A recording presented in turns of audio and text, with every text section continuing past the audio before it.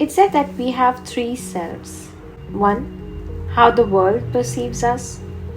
2. How we perceive ourselves. And 3. How we really are. But in order to work with and enhance our strengths, we need to actually be aware of what our strengths are and what our weaknesses are.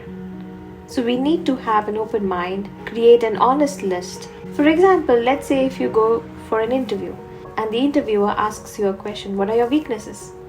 The beaming interviewee of course answers saying, I always seem to take on too much on my plate. I feel like I want to do everything that's available. Can you identify with this? Now here the interviewee is in fact stating that she is a little disorganized and unable to focus on one thing. She cannot manage her time, perhaps her life properly. So what maybe the interviewee thinks could be a strength actually turns out to be a weakness. So after you have created a list of your strengths and weaknesses, which you must do after watching this video, you have to ask yourself about your general overall mindset. Mindset is how we perceive the world, how we see the world.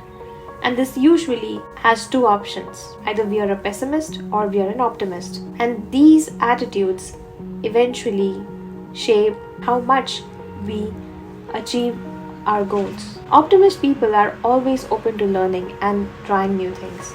That's a critical element to better self-management. We need to believe that being productive is possible. The attitude that things can get done will help increase our productivity in many ways. It is like a secret weapon or a powerful tool in managing time. There's a saying, right? If you think you can, you actually will. And the same optimism can also help you at work to get the best out of your tasks, your job, maybe your assignments. So instead of maintaining the mindset of this is how I've always done it, maybe you can shift the mindset to this is how we could do things better. Nobody is actually completely good or completely bad at everything. But if we ourselves don't know what our weaknesses are, what our strengths are, and maybe we could be blindsiding ourselves. So the first step to becoming self-aware is to know what our strengths and weaknesses are. For example, somebody must be really good at making decisions, but they might not be good at thinking about a problem through entirely